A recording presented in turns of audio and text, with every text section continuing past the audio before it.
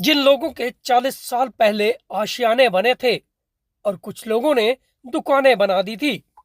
अचानक ऐसा क्या हुआ कि इन दुकानों और मकानों पर निगम ने यह नोटिस चिपका दिए। बता दें कि यह कन्हैया साहब चौक के पास बनी मार्केट और उसके पीछे का कुछ इलाका है। यहां पर निगम ने पहले भी नोटिस दिए थे और अब नवंबर में फिर से इन दुकानों और मकानों के आगे नोटिस चिपका दिए। कन्हैया साहिब से संत निश्चिंत सिंह स्कूल के सामने वाली मार्केट में यह नोटिस चिपकाए गए हैं। ऐसे में निगम इस पूरी मार्केट को अवैध बता रहा है। लेकिन आज जब हाई कोर्ट के आदेश पर निगम के अधिकारी यहां पर डिजिटल निशानदेही के लिए पहुंचे तो लोगों ने अपना रोष व्यक्त करना शुरू कर दिया, क्योंकि 40 साल पहले इन लोगों ने पूरे कागजात जमा कराने के बाद ही अपने दुकान और मकान की रजिस्ट्री करवाई थी और अब यह लोग यहां पर हाउस टैक्स भी देते हैं और अपनी प्रॉपर्टी आईडी भी बनाकर बैठे हुए हैं। लेकिन अधिकारी इनकी इन बातों को मानने के लिए तैयार ही नहीं है।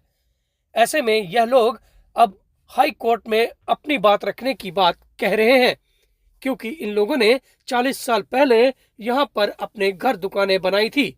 तब तो किसी ने इस पर आपत्ति नहीं जताई, लेकिन अब जब यह कई साल से यहां पर रह रहे हैं तो अचानक एक व्यक्ति की शिकायत पर यहां बने 70 मकान और दुकानों पर तलवार लटकती हुई नजर आ रही है। लोगों का आरोप है कि इसमें निगम और तहसील की मिलीभगत है, जो कि इन दिनों पूरा भ्रष्टाचार का अड्डा बन चुका है।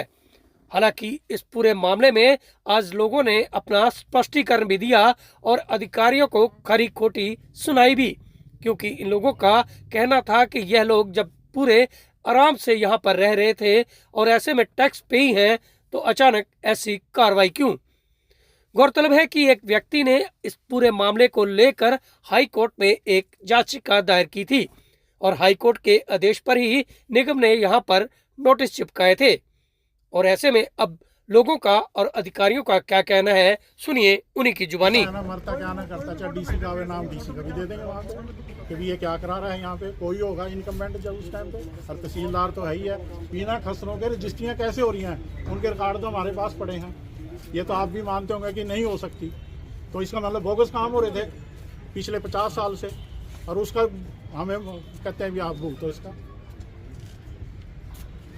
ये हमारा कहना है कि जी हमारे ये नहीं कि आप वहाँ पे, लेकिन ये बातें तो अपने जवाब में कि वहाँ पे मीटिंग की थी एज ऑफिसर, सारे बुलाए थे और सारे एग्रीड वहाँ पे थे और उनके ये पॉइंट हैं, आप साइन कराओ। दूसरे उन्होंने अल्टरनेट भी दिए हैं, पेनल्टी डाल लो, इसको सालों का एफिडेविट ले लो, कुछ तो करो। लेकिन उनको सेटल्ड कौन सेटल क्यों करो? सरकार तो कहती है कि सेटल करो, हम आपको मकान देंगे, यहाँ जो बने हैं उनको उजाड़ दो। तो लोग 30-30, 40-40 साल से लोगों के पास रजिस्ट्रियाँ यहाँ रह रहे हैं, उनके बाकायदा टैक्स पे कर रहे हैं, प्रॉपर्टी आइडियाँ सैटेलाइट से बनी हुई हैं, वेरीफाइड हैं सैटेलाइट से।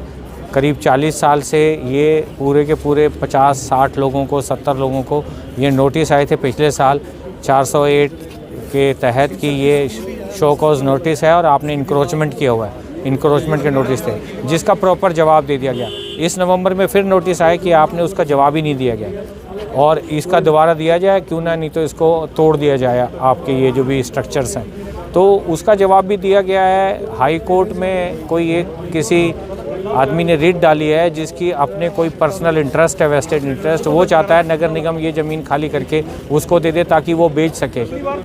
ये तहसीलदार जब एक एक चीज़ चेक करता है, पुरानी रजिस्ट्री हम जमा कराते हैं और उसके बाकायदा स्टैम्प ड्यूटी देते हैं और ऊपर के भी जितने खर्चे होते देते हैं, तो तब सरकार सो रही होती है क्या? जो आज ये जाग जाते हैं 30 साल बाद, 40 साल बाद, और वो भी किसी के कहने पर। तो ये जवाब कमेटी को भी देना पड़ेगा और तहसीलदार को कि अगर ये अवैध थी तो रजिस्ट्रिंग करी क्यों उन्होंने।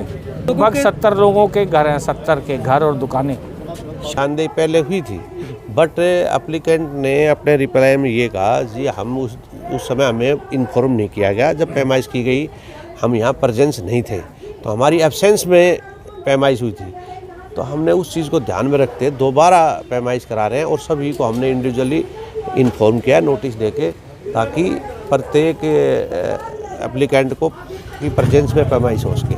लोग तहसीलदार पर गंभीर आरोप लगाए कि उन्होंने रजिस्ट्री की। वो उस पर मैं कोई कमेंट्स नहीं कर सकता, ये आप तहसीलदार से बात करें।